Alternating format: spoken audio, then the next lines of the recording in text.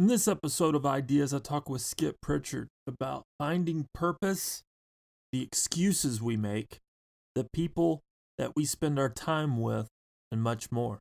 All right, here we go.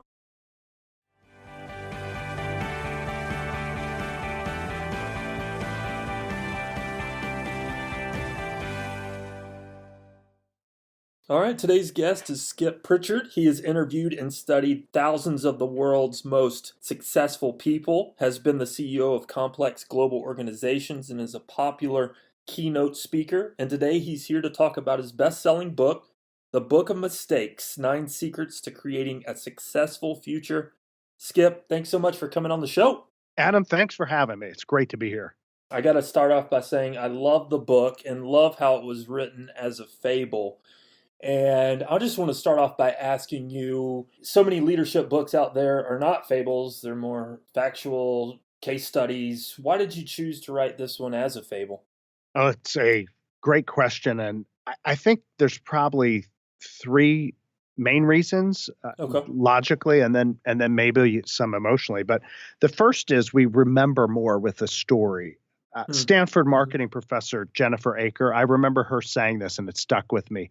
Stories are remembered 22 times more than facts alone. And it's really true. I know if you're telling stories, if you hear a speaker, if you go to some conference, you remember the story. You might not remember the exact chart. That's why we take pictures of it with our phone. I know I do.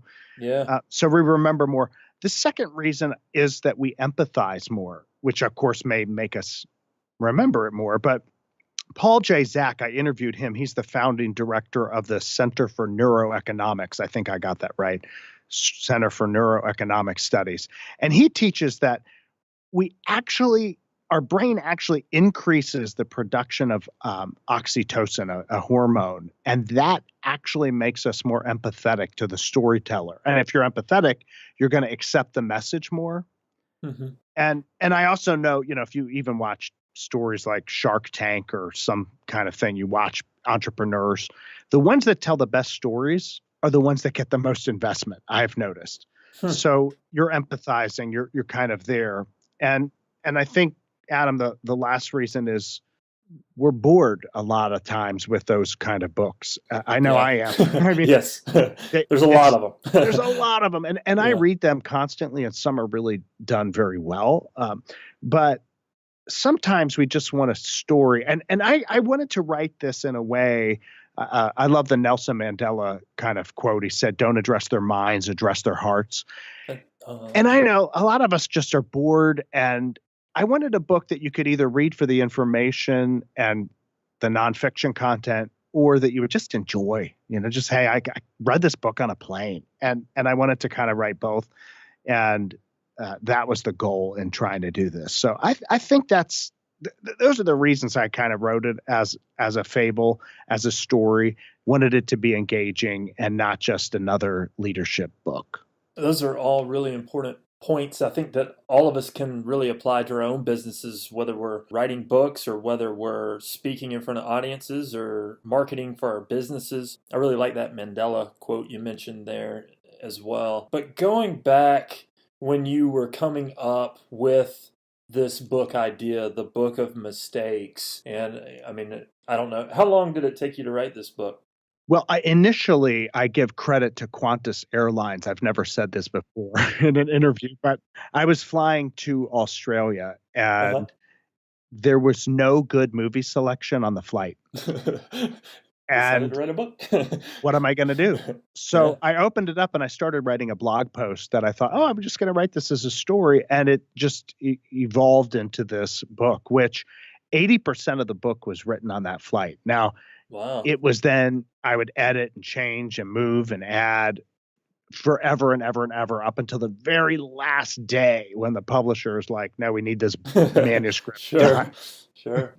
So going back to that time, did you picture yourself putting out a different book first? Or, being in this moment and just writing the Book of Mistakes, do you think that, I guess what I'm trying to get is, do you think we learn more from our mistakes than our successes? Because there's so many books out there on people's success and learning from successful people. Was there intentionality with making this first book of yours about the book of mistakes? Well, it's true, Adam. I think that I've learned over the years that people identify more of a struggle than success. I mean, when you meet somebody and they say, I'm a multi-billionaire, I this, I that, and the other, I'm an Olympian, everything's in my life has been charmed.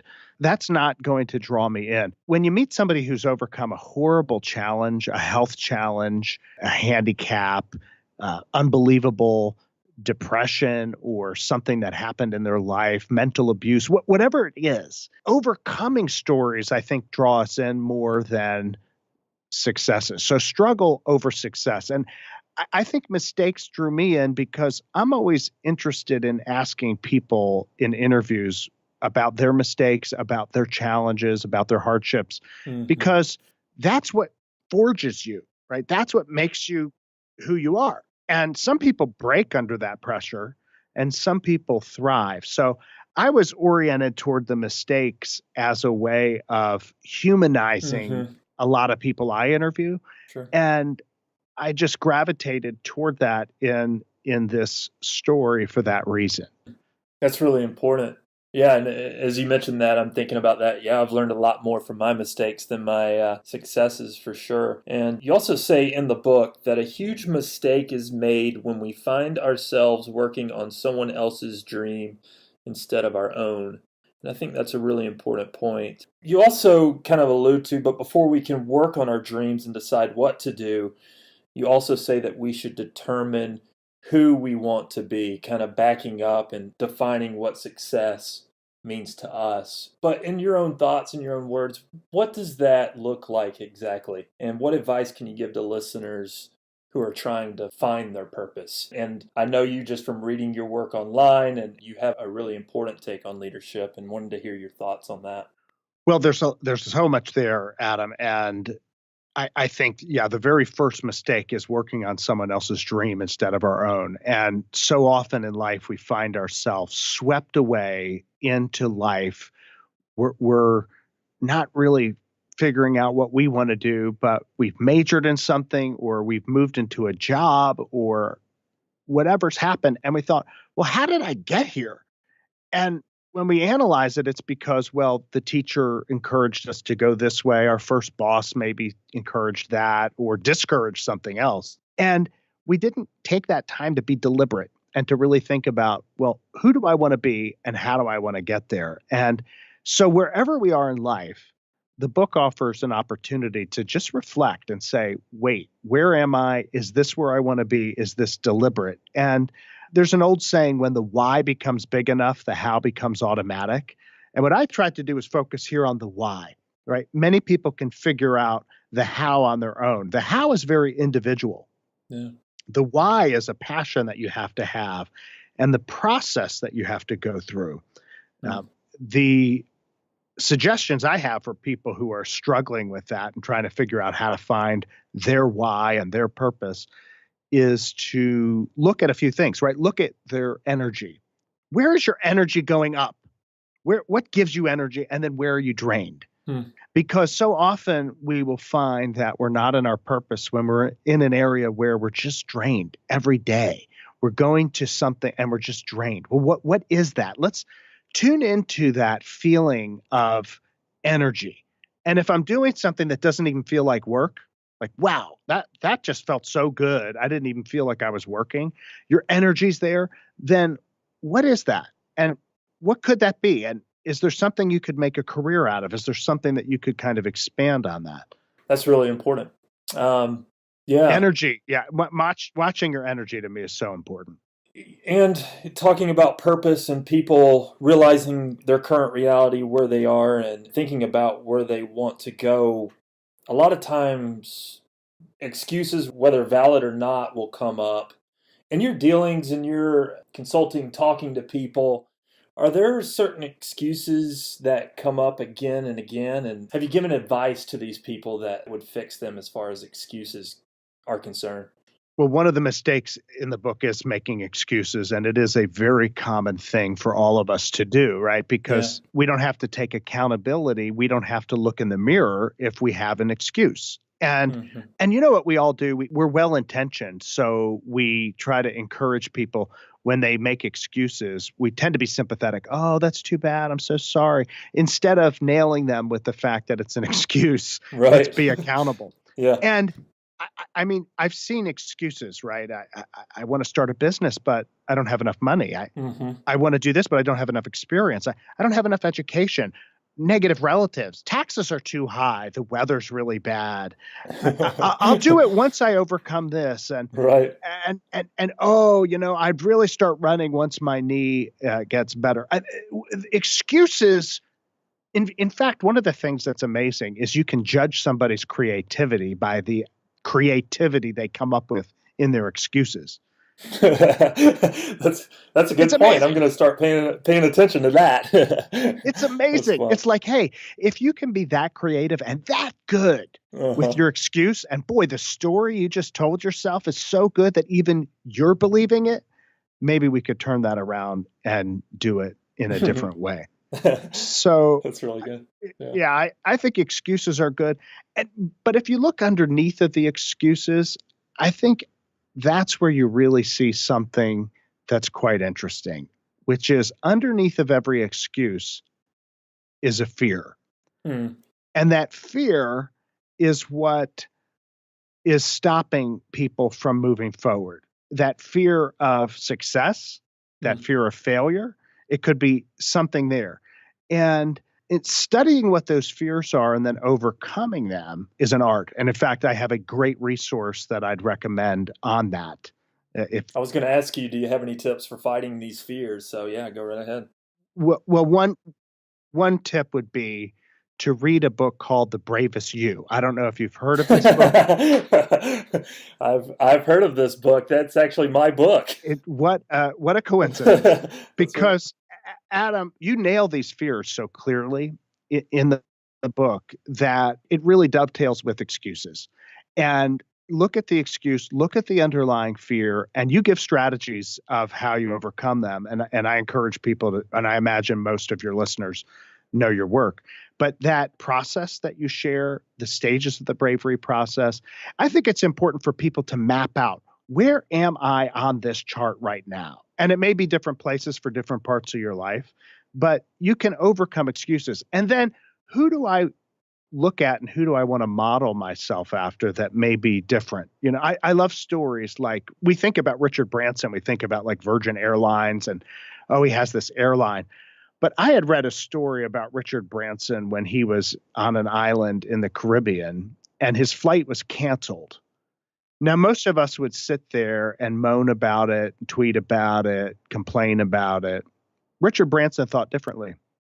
He walked over, he found out how much it would cost to charter a plane. He found out that cost, he divided the number around, and then he got up and he said, does anybody want to go right now? And here's the cost. And he found enough takers and they flew back to the US. It's that kind of creativity. And here's the point. He could have said, well, I have no experience in this. I can't charter a plane. I don't have money, education, whatever to do this. But he just did it. He didn't find excuses. He looked for ways around it. He looked for ways through it. It's really good. A really good reminder that, I mean, even on the daily basis, people can come up with excuses, myself included. None of us are exempt from that, immune from that. And it's a daily reminder that we must go and do. Same with these podcast listeners. If you're listening in and you do nothing with these ideas, nothing with these tips that we talk about, then nothing's going to change. So it really does all depend on the action. I know you're a fan of Jim Rohn. He said you are the average of the 5 people you spend the most time with, and talking about excuses. And that only makes me think about self-talk. And in my experience, being around negative people make me look at the world in more negative ways. Being around positive people makes me not only view the world in more positive ways, but myself more positively. And I just wanted to ask you, I'm guessing you agree with that statement, but how have you seen that played out in your own life? And what challenge can you give listeners here to examine the people around them? And how can it change their lives for the better? Kind of a loaded question, but I think positivity will always win out. And our lives can be negative even when we don't realize, because we get in this bubble that can be negative. And I think it's really important that we change. So, what are your thoughts on that quote from Rohn? Well, I do love Jim Rohn. I learned tremendous amounts from him and attended so many of his seminars that I could walk up to him and quote large sections of them. And I also love the quote that Les Brown gives on the same topic. Les Brown said, if you run around with 9 losers, pretty soon you'll be the 10th loser. And I think it fits as a follow-up. One of the mistakes in the book, mistake 4, surrounding yourself with the wrong people, is absolutely critical for success or failure. It is so determined by the people you're around. And it's hard to imagine the impact. But in fact, I was reading a study that this week about how we draw our energy from those people around us, literally exchanging energy.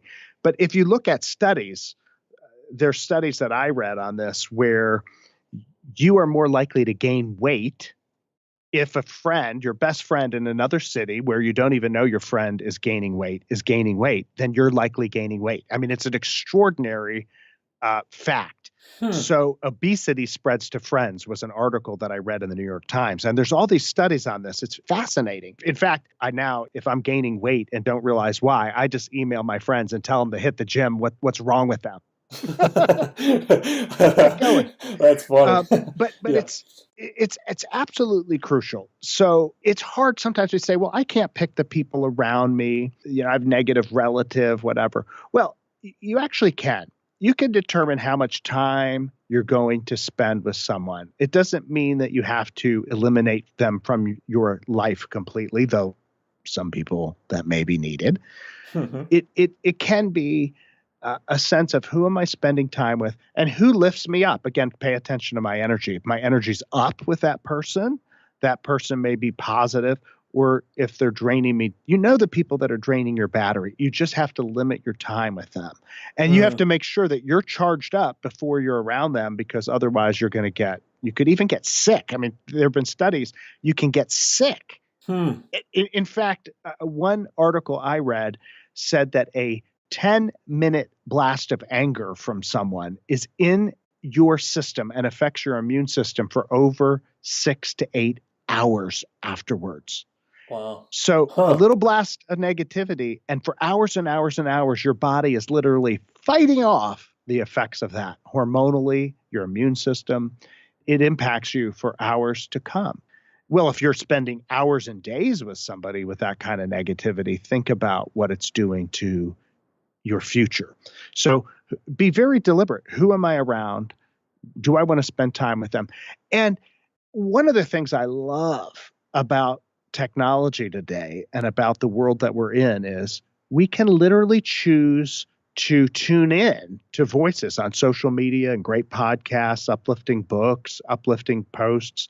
I always have quotes in all of my blog posts designed to make you think, designed to give you a lift. Even if people just scan for the quotes, they're going to get value from hearing positive voices. So it may not just be physically the people I'm around, but I can literally create a virtual group of people that I'm around who are going to lift me up and not bring me down. And I think it's extraordinarily important that I do it very deliberately.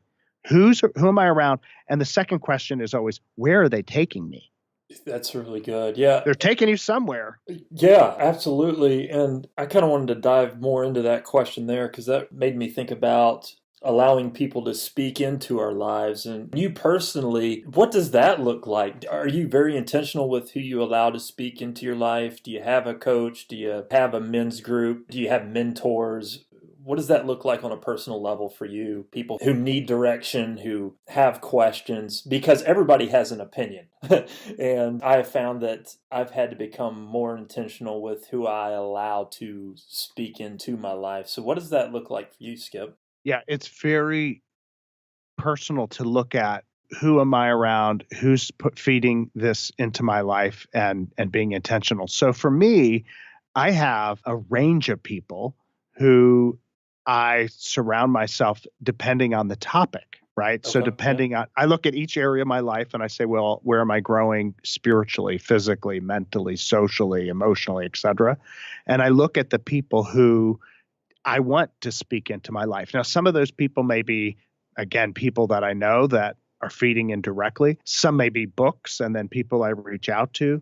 And some may be people who have long left this earth, but have left a treasure trove of who they are. Mm. Zig Ziglar, for instance. Mm-hmm. I start listening to Zig Ziglar and he will lift me up the minute I hear his voice. Now, I used to see him in person all the time. He left us, but he's still with us. So you can choose people and you can be very creative about who you're allowing into your life. And I encourage people to do it. I do it regularly and then I weed that out and I depend. So if I look each year, I look at my goals and what I'm trying to accomplish. And then I think not just the goal setting process, but I think about the supportive structures and processes behind that. And one of that is, okay, for this goal, who is going to help me get there? Who is going to encourage me in this area of my life? And if that person is alive, I might go after that person directly for an interview or read their books or whatever. And if they're not, I may still get their materials and still have that. It also, of course, does not have to be somebody famous or somebody that's published or doing seminars, right? I can surround myself with somebody that I met at work or at church or at the gym or something that will be impactful to me on that goal. And I think that's such an important caveat there that, yes, it's important to have these people in your life, but it's not one person for every area. You're specifically looking at each area of life, people who excel. I mean, I've talked to people who have one person who helped them in every area of life. And I'm with you, Skip, that it is multiple people needed who excel in those areas to help you get to where you want to be in those areas. I really like that point you made there. And Adam, I would say what you just said struck a nerve with me because one things I tell people that I'm mentoring is make sure you find experts in the area that you're choosing. Yes. I see some people who are saying, "Oh, I'm listening to this person give me financial advice," and I talk and I learn a bit more. I ask questions and I find out the person that you're getting this advice from thinks that they're a great investor, but they're broke. They Mm, have bills stacked up and they struggle so much. Now, maybe you're learning from their struggles, but let's be very clear. You may be learning from the wrong person. So make sure you're yes. finding somebody who's successful in the area that you choose. That's an important point too, for sure. Get to know who you're learning from and do some research. Absolutely. Kind of wrapping up here, but I would be mistaken if I had you on the show and didn't dive into the topic of leadership just because of your knowledge in the area and your experience in the area. So, one of my last questions here, you could take your time on this. It's a broad question, so I'm just going to kind of let you think about it, talk us through it. But there's so many attributes that makes a leader great. So, what is 1 to 3 things? What are 1 to 3 attributes of a leader that could take a leader from being good to great? What, in your opinion, makes a great leader? Well, let's do 3 more hours on that one. Yeah, yeah, That's excellent. that's a loaded question It's a there, but loaded I question. I wanted to hear from you while I have you here, and I think that some things here could challenge people. And we really have to take an honest look at ourselves. It's really difficult sometimes to be honest with ourselves and to look at maybe some things that you're going to talk about here and evaluate ourselves accordingly and make changes accordingly. Because I do this because I'm curious about how people work, what people think about, what make people tick. That's why I bring people like you on the show because I'm just curious to see what you have to say. But listeners want to become better. I want to become better. And I think some things you might mention here, if we're not already doing it, it's going to challenge us to become better. Sure. Well, I write a lot about servant leadership and I write about the 9 qualities of a servant leader. I think servant leadership is where it's at, frankly. Yes. But I would start off by saying, as you asked the question about what makes a good leader, is for a leader to realize first and foremost, it is not about you. Hmm. And it's so important because as leaders, they think, well, I need to develop my strength, my abilities, et cetera, et cetera. And that's true, but it's not about you. It's about your team. It's about others. It's about the mission. It's about your values. And if you orient yourself toward others and serving others in a servant leadership kind of way, you will have a completely different orientation than leaders of the past that thought this is about me. Hmm. I also think that it's important to know that it's not about your position. Mm-hmm. And leadership is not positional. The greatest leadership is personal.